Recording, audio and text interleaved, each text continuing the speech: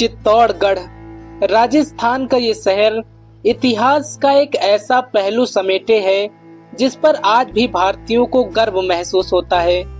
चाहे वो राजपूतों का शौर्य हो या राजपुतानी रानियों का जौहर, भारत के इस छोटे से शहर ने ये सब देखा है। क्योंकि एक समय वो भी था जब चित्तौड़गढ़ भारत का कोई छोटा शहर नहीं बल्कि राजपूत शासन का केंद्र हुआ करता था।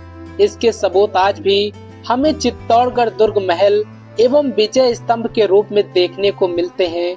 चित्तौड़गढ़ किला भारत के साथ साथ पूरी दुनिया भर में प्रसिद्ध है, क्योंकि ये प्राचीन महल 180 मीटर ऊंची पहाड़ी पर बना है और 691.9 एकड़ में फैला हुआ है। ये कितना पुराना है इसका अंदाजा लगाना भी मुश्किल है। ऐसा कहा जाता है कि ये महाभारत काल से ही यहाँ मौजूद है, जिसे बाद में कई राजाओं ने अपने अपने हिसाब से अलग अलग बनवाया है। वैसे आज तो इस किले को टूरिस्ट स्पॉट बना दिया गया है। इस किले से जुड़ी बहुत सी ऐतिहासिक घटनाएं हैं, क्योंकि इस किले ने चित्तौड़गढ़ पर हुए बहुत से आक्रमणकारियों के हमले और राजपूत रानियों के त्याग को देखा है। राजपूत राज्य के सूरज को उगते और फाद में फिर ढलते हुए भी देखा है। आज के इस वीडियो में हम चित्तौड़गढ़ के इसी इतिहास को जानने का प्रयास करेंगे। चित्तौड़गढ़ किले को लेकर कई इतिहासकारों का कहना है कि ये हमेशा से भारतीय उपमहाद्वीप के अलग अलग शासकों के बीच शक्ति का केंद्र रहा है। इसीलिए भारत में जब मुगल शासन फैल रहा था, उस दौरान 1567 में मुगल शासक अकबर ने चित्तौड़गढ़ पर कई बड़े हमले किए। इस समय इस किले और इसके आसपास का क्षेत्र राजपूतों के शासन के अधीन था, लेकिन अकबर के इन हमलों से उस समय राजपूत जीत गए। लेकिन इस युद्ध में चित्तौड़गढ़ को काफी नुकसान का सामना करना पड़ा। इस दौरान चित्तौड़गढ़ के केंद्र कहे जाने वाले चित्तौड़गढ़ दुर्ग को भी काफी नुकसान का सामना करना पड़ा, लेकिन समय के साथ साथ इसकी मरम्मत कराई गई। कई इतिहासकारों का ये भी मानना है कि चित्तौड़गढ़ का इतिहास भारत के सबसे प्राचीन शासकों से जुड़ा हुआ है। जैसे इसके बारे में कहा जाता है कि आज से करीब 2300 साल पहले 322 बीसी के दौरान मौर्य वंश का शासन था। मौर्य वंश के शासकों ने चित्तौड़गढ़ में काफी निर्माण कार्य भी करवाया था। इसीलिए ये किला उस समय व्यापार और कलाकृति का प्रमुख केंद्र हुआ करता था। बाद में आज से करीब 1300 साल पहले 7वीं शताब्दी के दौरान जब राजपूत राजाओं का साम्राज्य पूरे भारत में विस्तार कर रहा था, तब चित्तौड़गढ़ और इसके आसपास का इलाका भी राजपूतों के पास आ गया। इस दौरान ही चित्तौड़गढ़ ने काफी तरक्की की। चित्तौड़गढ़ 1568 तक मेवाड़ की राजधानी के रूप में देखा गया था, लेकिन जब से भारत में मुगल आक्रमणकारियों का आना शुरू हुआ, तब से यहाँ पर अशांति बढ़ने लगी। 16वीं शताब्दी तक मुगलों और कई अन्य आक्रमणकारियों द्वारा चित्तौड़गढ़ पर कई सारे हमले किए जा चुके थे, लेकिन राजपूतों के शौर्य और राजपूत रानियों के त्याग के चलते इनमें से कई बड़े हमले विफल रहे। लेकिन इन हमलों के कारण राजपूत साम्राज्य धीरे धीरे छोटा होने लगा। अब मुगल साम्राज्य चित्तौड़गढ़ की सीमाओं के काफी करीब पहुंच चुका था। इसीलिए राजपूतों ने अपनी राजधानी चित्तौड़गढ़ से बदलकर उदयपुर स्थानांतरित कर दी। उदयपुर राजपूतों के मेवाड़ की राजधानी बन गया। ऐसा माना जाता है कि इसकी स्थापना सिसोदिया वंश के संस्थापक बप्पा रावल ने की थी। कहा जाता है कि बप्पा रावल को चित्तौड़गढ़ 8वीं शताब्दी में सोलंकी राजकुमारी से विवाह करने के उपरांत दहेज के एक हिस्से के रूप में मिला था। इसके बाद बप्पा रावल के वंशजों ने इस पर राज किया।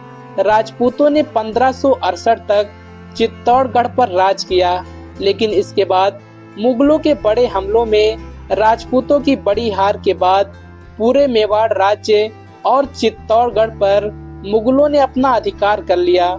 ये युद्ध भारतीय इतिहास के सबसे बड़े युद्धों में से एक माना जाता है, जिसमें महाराणा प्रताप की सेना और मुगल शासक अकबर के बीच एक घमासान युद्ध हुआ था।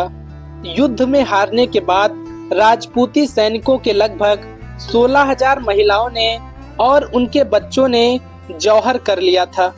इतिहासकारों की माने तो चित्तौड़गढ़ प्राचीन समय से ही सबसे धनी राज्यों में से एक था, इसीलिए इसे कई आक्रमणकारियों द्वारा लूटा गया। वर्ष 1303 में अलाउद्दीन खिलजी ने राणा रतन सिंह को धोखे से हराकर चित्तौड़गढ़ को अपने कब्जे में कर लिया था। चित्तौड़गढ़ का प्राचीन किला। चित्तौड़गढ़ दुर्ग भारत का सबसे विशाल किला है, जो करीब 700 एकड़ में फैला हुआ है, जिसके पास कई हिंदू देवी देवताओं के मंदिर भी बने हैं। इस किले के इतने बड़े आकार के कारण कहा जाता है कि एक समय में इस किले के अंदर 1 लाख से ज्यादा लोग रहा करते थे। ये वही किला है जिस पर राजपूतों ने और यहाँ तक कि मौर्य वंश के कई शासकों ने शासन किया था, और इसी किले के अंदर युद्ध में राजपूत राजाओं के हारने के बाद कई राजपूत रानियां मिलकर जौहर कर लिया करती थी। इस किले के बारे में सबसे हैरान करने वाली बात यह है कि आज भी ये पता नहीं चल पाया है कि ये किला कितना पुराना है। कई इतिहासकार तो इसे महाभारत काल से जोड़कर देखते हैं, इसीलिए वर्ष 2013 में यूनेस्को ने इसे विश्व धरोहर स्थल सूची में शामिल कर लिया था। इस किले के चारों ओर 7 बड़े बड़े दरवाजे बने हैं। इन सभी को पार करके ही आप किले के अंदर प्रवेश कर सकते हैं। चित्तौड़गढ़ दुर्ग पर शासन करने वाले शुरुआती राजाओं में मौर्य वंश के शासकों का नाम आता है, लेकिन 8वीं शताब्दी में बप्पा रावल ने इसे अपने कब्जे में कर लिया।